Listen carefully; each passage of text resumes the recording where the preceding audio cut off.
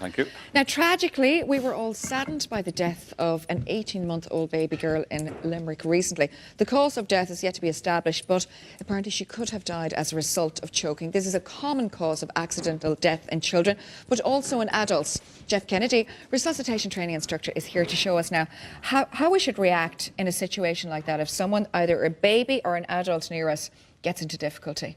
Yeah, how would we react? Oh, we react in a couple of different ways, but if I can just demonstrate to you exactly what happens here is basically...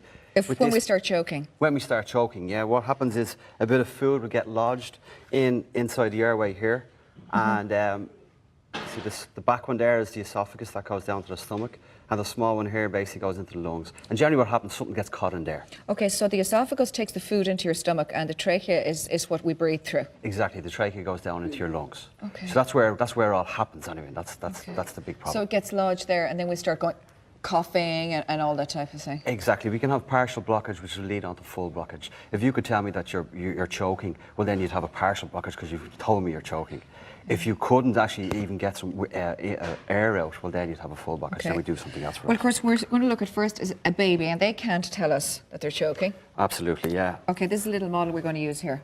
Okay, so this is our little infant, and this will be up to about 1 year, 1 year old, and very traumatic experience for the child and obviously for the parent as well. So we'd have a quick look in the mouth to see if there's anything there. If we can't see anything there, well then we put our 2 fingers across like so, and then we take the child in our arms across and put our arm against our leg there. So we have the child in a 45-degree angle here. We're going to use gravity as well to assist us. And then what we want to do is we want to do 5 back slaps. And they're generally just 5 back slaps straight into in between the shoulder blades there. We firm pressure. 5 times. Firm pressure, because what we're doing is we're pushing on the whole inner system here, and we're trying to force residual air back out and to push the object out. Now, if that doesn't work?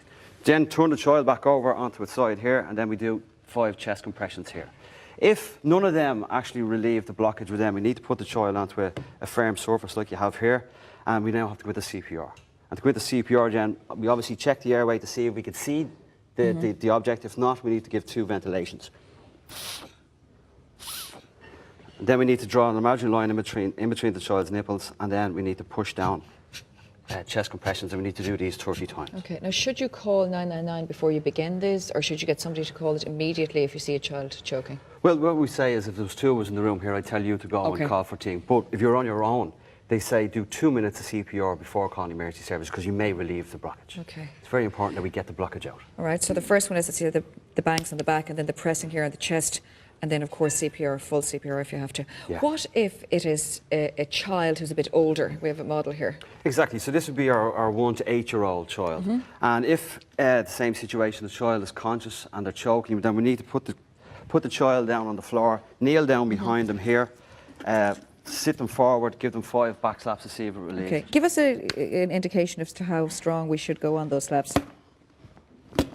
Okay, so it's strong enough. Strong enough, yeah, exactly. We want to squeeze the lungs there to push out the air. Okay. If that doesn't work, then we need to do abdominal thrusts. Okay. And what we do is we locate the belly button, and with our fist, then with our thumb pointed in towards the child, and our other hand on the back here, we need then to do abdominal thrust. Is it on the belly button or above it? It's just above the belly button. Just above the belly button. And what we're trying to do is get a 45-degree angle as well. Okay, so you're trying to push it up like this. Trying to push it up, and that's pushing the diaphragm up, which is also pushing on the lungs to expel the air. It's very important as well, if you do that, if you do abdominal thrust on a child or an infant, that you need to seek medical attention then afterwards, even if the blockage is relieved. Okay. Now, you can actually do CPR on the child the same as we did on the baby, is it, or would you put them on the table? Absolutely. Well, a child at this size I could put on the table and I could use it, but if a child any bigger, I might have to go on the floor. You need to be on a hard, level surface. And would you pull the head back a little bit more on the child like that? Basically, we do a head tilt jaw lift. When we say that, we put a hand on our forehead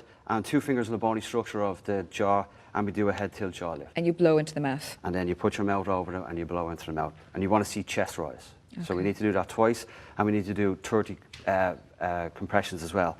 Compressions on the child this size here, we use 1 hand. Okay. So basically, in this particular instance here, we'd have the hand on the forehead, in the centre of the chest, 1 hand, and then we're pushing down. And we want to push down about 1/2 to 1/3 of the depth of the chest. Okay, I see.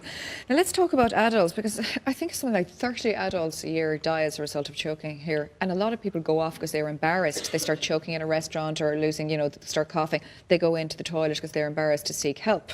Yeah, And that is yeah. obviously, you should never do that. You should deal with it immediately there. Absolutely, and Okay. it is very, very common. What happens is, especially people out for meals and stuff like that, get embarrassed, Yeah. straight, choking, don't say anything to anybody, straight into the toilet.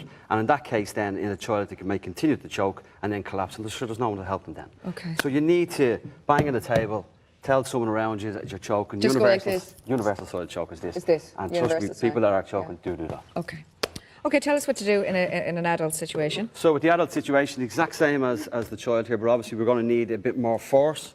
So it's important that you identify yourself as a first aid or someone that can help. You can encourage them to cough if they're conscious. If they're not conscious, then tell them you're going actually behind them. Okay, When and we get- your stance is very important. Stance is very, very important. We need to have a kind of a cross-section stance here because with an adult, when an adult goes unconscious, they could fall Okay. left or right. What do we do? So basically, hand over the navel, same again, same with the fist, straight on, and then we need a lot more force down for the adult because they're bigger. Okay, what type All right. of force? Just show us. So, Literally. navel, As much as you can, I suppose. as much as you can. And you- hopefully then they'll expel whatever in their mouth. Exactly, like, you know, and you Okay. might have... And CPR, you'd put them on the floor. CPR then is on the floor, and because obviously we can't have an adult on the table, it's not going to be possible. Head, tail, jaw lift, fingers on the nose, Okay. blow into the mouth, 30 compressions. Very good. Okay, we'll just recap on that actually again, just some tips. Of course, as you said earlier on, it's really important to let people know, and chop food up you were talking about when it comes to a child. We'll just go quickly over here and take a look at that, because even things like carrots or bananas, if they're not chopped up enough, a child can easily choke on them, so it's probably better to put them through a liquidizer. Even something chopped this small could actually exactly, cause yeah, choking. Yeah. So you can see from the diagram, the cross-section thing we had there, that's an adult. A child, their airway is a lot smaller, so even something that small there Okay. they could choke Very on. good. And Don't give them anything like marbles or anything like that to play with. Do watch it. Jeff, thank you so much. Cheers, thank you. And all of Jeff's first aid tips, it's all on the website. And of course, that is rte.ie/TV/4Life. And the Airtel page is 340.